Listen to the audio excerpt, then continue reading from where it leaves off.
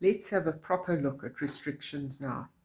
We've looked at restrictions in the last two videos, but they haven't seemed to have had any effect. So let's have a look at this example. Remember, the first step is where we're going to factorize all of the denominators so that we can find an LCD. My first fraction is very simple. I leave it as it is. The second one, I need to factorize the denominator. So I'm looking for factors of 3 that can give me 4. 3 times 1, 3 and 1 can give me 4. So I'm going to have x plus 3, x plus 1, because the signs in the brackets are the same and they're both positive. Now, it might seem very tempting to factorize this numerator because it just looked so glaringly factorizable. But if you factorize it, you're just going to have to multiply it out again, because remember, once we've eliminated the denominators, we're going to be multiplying everything out to get separate terms so that we can add and subtract like terms. So if you do end up factorizing that, you're just giving yourself extra work. Rather try to think ahead. You don't need it to be factorized, but you do need to have the denominator factorized. So I need factors of 2 that can give me 1. Well, the only options I've got are 2 times 1. And 2 and 1 through subtraction can give me 1. So my brackets are going to be x and 2, x and 1. The signs in the brackets are different, and the biggest combination is negative. So my inners are the biggest, and the other one will be positive. At this stage, I then write down my LCD, and then from my LCD, I'm going to work out my restrictions. So remember, with that being under the fraction line, it's acting as if it's in a bracket. So I have an x minus 2 bracket. Then in this fraction, I've got 2 completely separate brackets to that, so I need to make representations of both of them.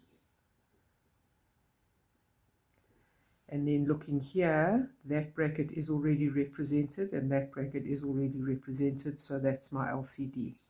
From my LCD, I need to say that I can have no x values, which would make any of these brackets equal to 0. So x may not be equal to, that would be a 2. That would require a negative 3 to make the bracket 0, and that would need a negative 1. So those are my 3 restrictions. I leave them alone at the moment, and I carry on with working out my solutions. So write down what you already have in that numerator, and then compare your denominator to the LCD. Well, the x minus 2's would cancel, and you'd still be left with x plus 3, x plus 1. Again, write down what you have, and then compare that to that. Those two would cancel, and you'd be left with x minus 2. Write down what you already have. Check that against that. These two would be cancelling, and I'd be left with that. But remember, because these are 2 terms, I now need to show that both those terms need to be multiplied by the bracket that I'm going to be multiplying by. So I've eliminated the denominators, and now I need to multiply out the brackets so that I can gather like terms. So here, let's do this all in one step. We're going to do FOIL, and at the same time we're going to multiply it by the 4 outside. And when we're doing FOIL, we're also going to combine the inners and the outers because they're like terms. So let's just go through it slowly, but we can do it in one step. X times x is x squared, times 4 is 4x squared. The outers give me x, the inners give me 3x, that's 4x.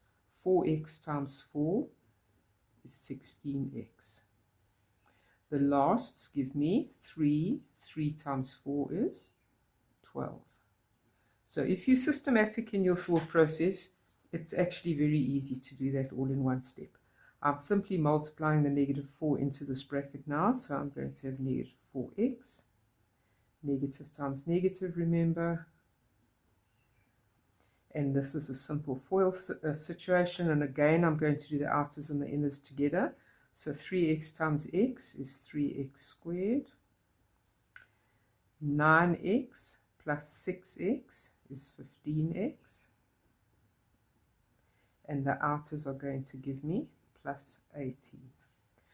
Right, I'm now at the stage where I can gather like terms, and we're not going to bring everything across and then add it all up. We're going to do it all in one step. So just remember, anything that's coming from the right-hand side to the left-hand side is going to change its sign. So I've got 4x squared minus 3x squared is going to give me x squared. 16x minus 4x is 12x. Minus 15x is going to give me minus 3x. 12 plus 8 is 20. Bring this across, it'll become negative 18. So 20 minus 18 is 2. Equals, I've brought everything across, so it's equal to 0. Right, I've got a very nice, easy quadratic trinomial now to factorize into two brackets, which will be equal to 0. So factors of 2 that can give me 3, that's nice and easy. I'm looking at x and 2, x and 1. The signs are the same and they're both negative. So therefore, I've got either this is equal to 0, which means x would be equal to 2, or the other bracket has to be equal to 0, which means that x would have to be equal to 1. So as I've said before, once you get your answers, don't forget to go back and check your restrictions. So I've got an answer of 2, but I also have a restriction of 2. And if I have a 2 in the denominator here, 2 minus 2 is going to give me a 0. 0 multiplied by anything will make the whole denominator equal to 0, which is undefined. So I may not accept that answer.